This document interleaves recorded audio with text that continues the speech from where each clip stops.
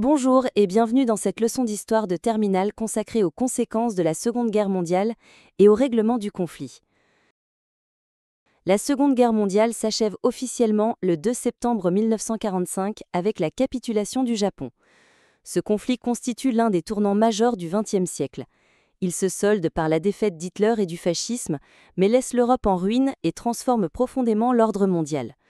Cette guerre va nécessiter plusieurs conférences internationales pour organiser le monde après-guerre. Les conséquences sont multiples, humaines, matérielles, économiques et géopolitiques. Comment les Alliés ont-ils organisé le règlement de ce conflit? Quelles sont les principales conséquences de cette guerre totale? 1. Les conséquences dramatiques de la guerre. A. Le bilan humain catastrophique.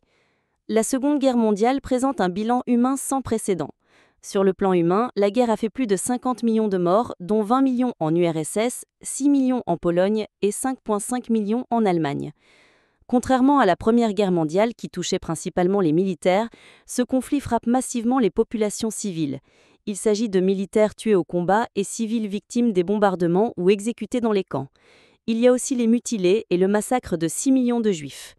L'Union soviétique paye le tribut le plus lourd avec 20 millions de morts. La Shoah constitue un génocide unique par son ampleur. 6 millions de Juifs européens sont assassinés dans les camps d'extermination nazis. Les destructions matérielles sont colossales. Sur le plan matériel, le conflit a occasionné des dégâts considérables, estimés à plus de 1500 milliards de dollars. L'Europe, principal théâtre des opérations militaires, est ruinée. Plus de 10 000 ponts sont anéantis, des millions de maisons endommagées, des villes et des villages entiers détruits, ainsi que des routes, des chemins de fer et des installations industrielles. L'Union soviétique présente le tableau le plus dramatique. En URSS, 6 millions de maisons, 70 000 villages et 17 000 villes sont détruites. En Allemagne, les bombardements alliés ont rasé de nombreuses villes comme Dresde et Berlin. Le bouleversement économique mondial. La guerre transforme les équilibres économiques mondiaux. Sur le plan économique, le libéralisme perd en influence au profit du dirigisme étatique. Les monnaies, les prix et les échanges sont contrôlés par les gouvernements. Certains pays tirent profit du conflit.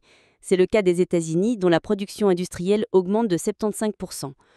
Le prêt-bail, voté en 1941, leur permet de financer les Alliés pour près de 50 millions de dollars. Les États-Unis deviennent la première puissance économique mondiale. C'est aussi le cas du Canada, de l'Argentine et de l'Afrique du Sud, qui ravitaillent les belligérants en matières premières. D. Les traumatismes moraux et psychologiques. Sur plan moral, la guerre a causé un traumatisme très profond. Les populations ont vécu des moments de terreur, de rafles, de brutalité militaire. À la libération, les rescapés des camps ont dévoyé au monde les horreurs du nazisme et le sort implacable auquel les Juifs d'Europe étaient soumis. Camps de concentration, chambres à gaz. Enfin, l'emploi de la bombe atomique a fait naître la psychose de l'apocalypse. Hiroshima et Nagasaki inaugurent l'ère nucléaire et la peur de l'anéantissement de l'humanité. 2. Les transformations géopolitiques majeures. A. Le déclin de l'Europe et l'émergence des deux superpuissances. La guerre bouleverse les équilibres géopolitiques mondiaux.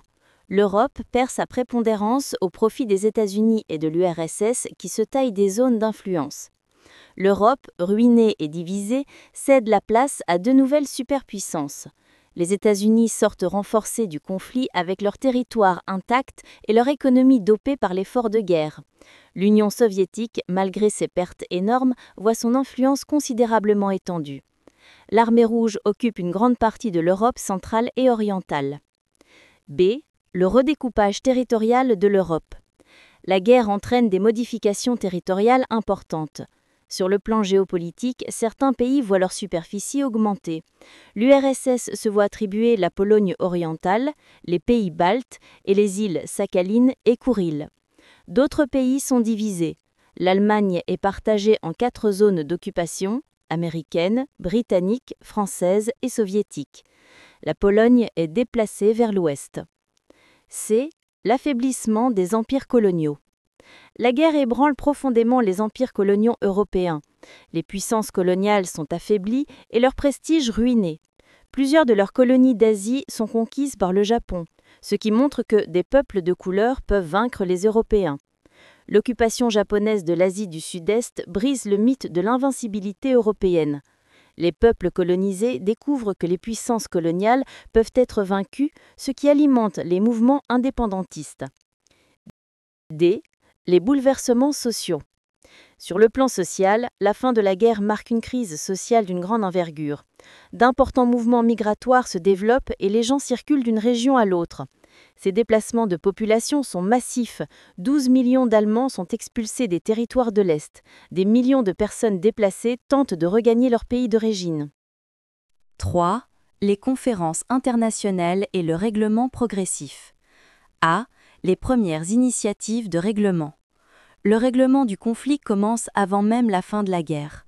Les tentatives de règlement du conflit commencent avec la signature en 1941 de la Charte de l'Atlantique par les États-Unis et la Grande-Bretagne. Cette charte pose les bases du monde d'après-guerre. Elle proclame le droit des peuples à disposer d'eux-mêmes, rejette les conquêtes territoriales et prône la coopération internationale. B. La conférence de Téhéran, novembre-décembre 1943.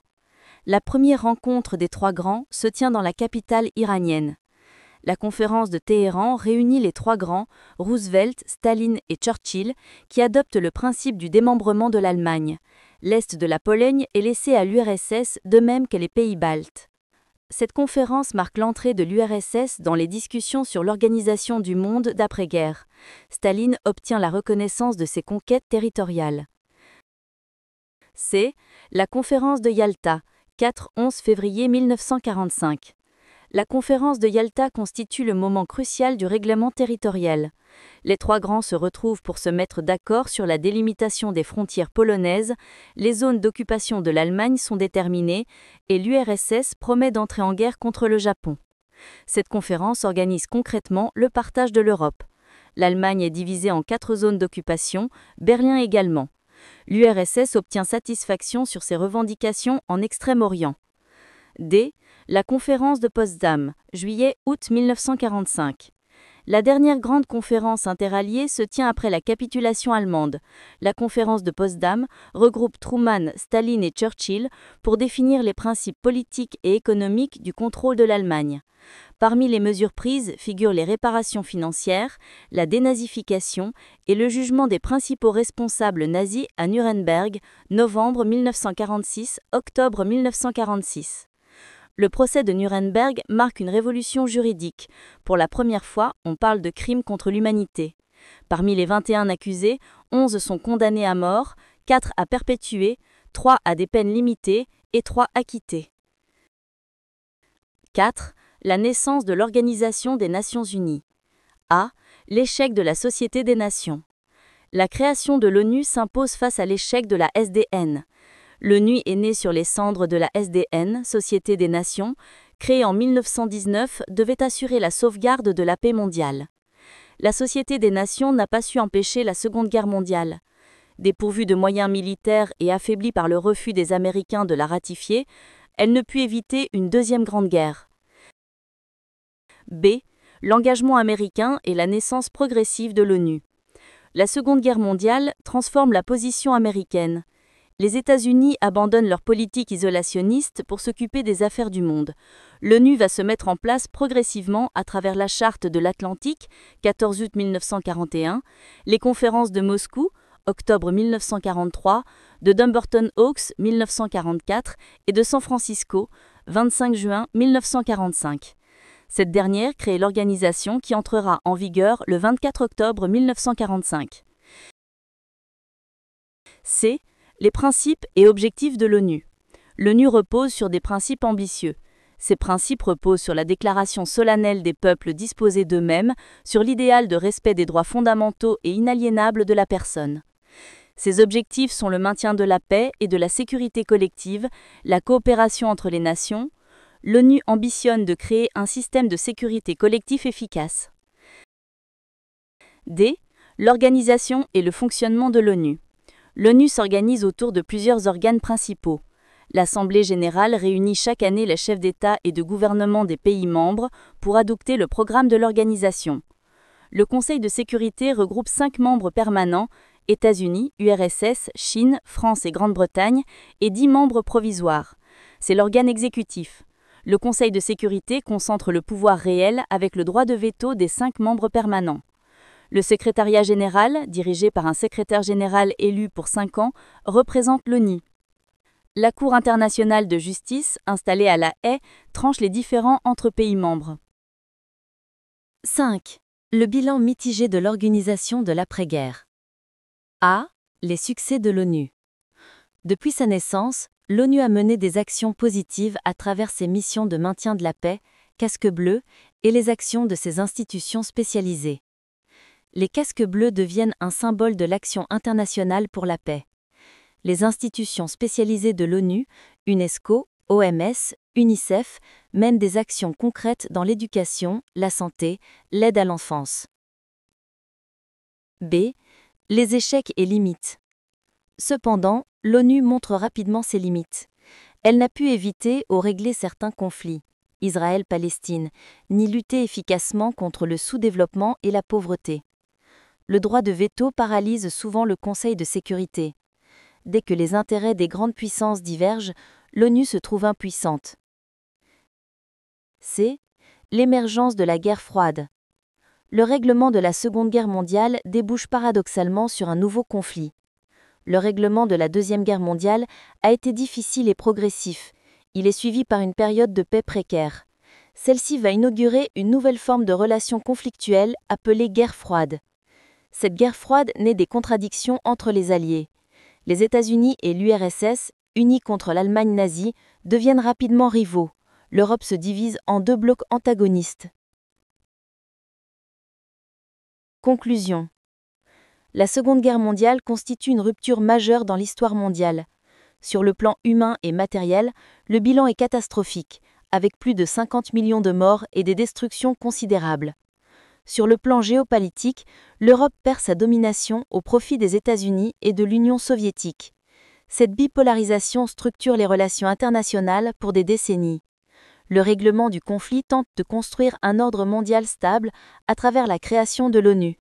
Cependant, les contradictions entre les vainqueurs débouchent rapidement sur la guerre froide qui divise le monde en blocs idéologiques antagonistes. L'héritage de cette guerre est donc ambivalent, progrès dans la conception des droits humains, mais émergence de nouvelles tensions qui dominent la seconde moitié du XXe siècle.